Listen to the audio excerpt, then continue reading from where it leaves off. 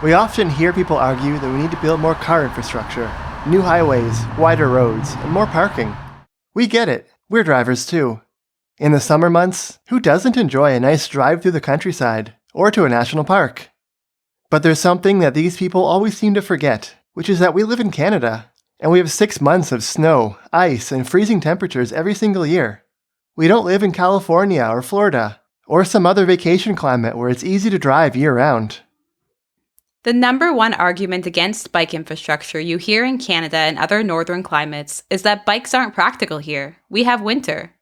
The script basically follows what we just said, except talking about cycling instead of driving. When we've covered this argument before, we focused on data and how people's perceptions of winter are exaggerated. The snowstorms and deep freezes that stand out in our memory are real, but they only cover a few weeks of the year in most cities. With proper infrastructure and maintenance, separated bike lanes or bike paths that get the same care as roads, you can bike through much of the winter without much difficulty, in the same way that you can walk, ski, sled, snowshoe, or snowboard on most winter days. Unless maybe you live in Yellowknife, the idea that our great Canadian winter requires 6 months of vehicular protection from the snow and cold is just plain wrong. Recently, we got more perspective on the winter cycling debate. We actually had to drive in bad winter conditions a few different times. All we can say is, really? This is your wonderful winterproof mode of transportation? It does keep you warm, we'll grant you that, but driving in bad winter weather was a nightmare that we wouldn't wish on anyone. It's terrifying driving when you can't see the lane markings. Cars lined up in snow-filled ditches one after the other and no immediate help on the way. It appears the drivers could not tell what was road and what was shoulder. Sometimes there are tire tracks to follow, but they can be deceptive and actually cross the road markings. Even when the whole surface is visible, it's hard to fully trust the traction. One striking deficiency of driving that really stood out to us, especially in more urban environments with cyclists and pedestrians around, is how you have so much less vision and maneuverability when you're operating a big metal box with blind spots compared to being on foot.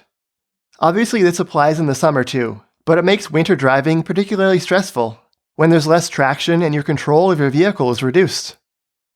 People will say that with experience we could get more comfortable and proficient with winter driving, and we're sure that's true, but the exact same thing applies to winter cycling. The doubt and disbelief that so many Canadians have about the possibility of biking in the winter, not just during rough weather, but even on mundane winter days where it's a bearable 5 or 10 degrees below freezing, and the bike lanes are as clear as this, reflects a lack of experience.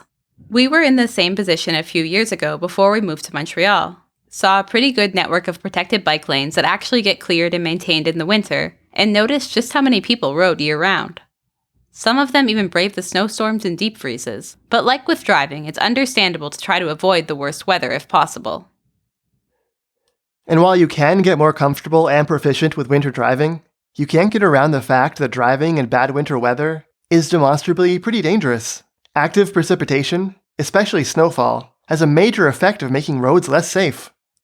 Active snowfall almost doubles the likelihood of car crashes and injuries.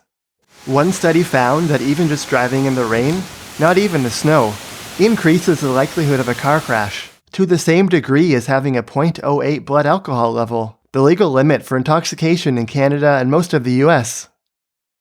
This is just the reality of bad weather with cars. An 8-car pileup, a collision between 3 trucks that caught on fire, 12 sent to hospital after 3 pileups.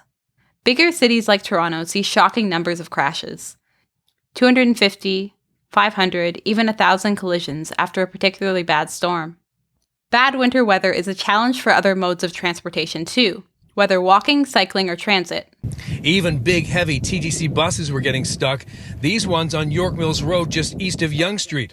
But none of them bring the same level of carnage and disruption that you get with multi-ton personal vehicles traveling at high speeds and smashing into buildings, other road users, and each other. Cars are a unique headache in winter in so many other ways too. Driving puts you on the hook for a lot more shoveling. Digging out your buried car after a snowstorm, or clearing a whole driveway is a lot more effort than cleaning your stairs and a walking path.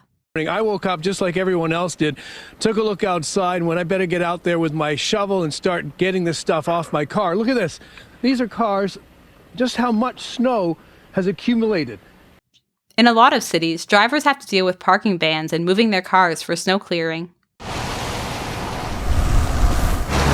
The most important thing that people should prepare for is a place to move their car. But he says they'll still need streets clear of cars before they can clear all that snow. I recognize in saying that some people don't have options, and so in a snow emergency, that's where the coordination becomes really important. In our city, failing to do so incurs the wrath of an ancient evil, the tow truck siren gods.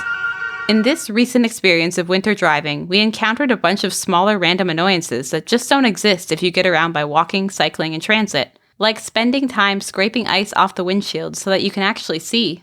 Cars were pulling over in the underpass just to clean up iced up windshields. Finally, won't somebody think of the cars? There's a reason Canadians with sports cars put them away for the winter. Cars just don't last very long in slush and ice. Right now, thousands of people are on the roads driving through the salty slush. But have you ever wondered how much damage all that winter road salt can do to your car? Well, experts say major rust and corrosion can set in within just 4 years of purchasing a brand new car. Can you believe that? Unlike the bike lane critics, we're not going to use the harshest winter weather or the other challenges and inconveniences of cars in winter to argue that cars should be completely sidelined from cities. Motor vehicles have their place. I wouldn't get out, but I gotta check my mom out, make sure she's 86, she lives on her own.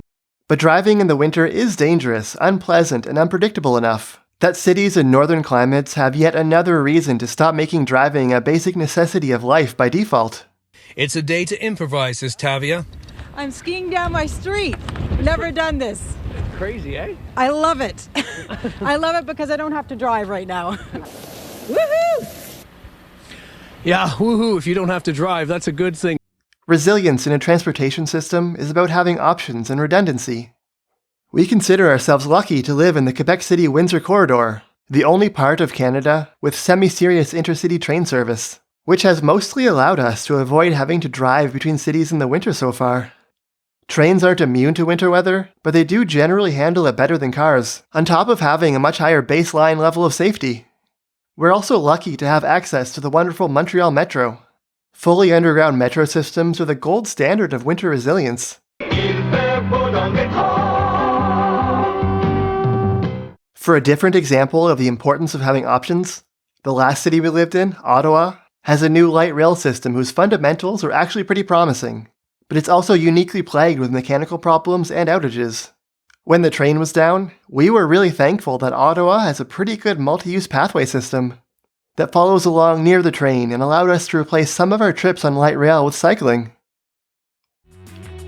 Thanks for slipping through to the end of the video. Don't forget to bike and subscribe. And a special thanks to our supporters on Patreon.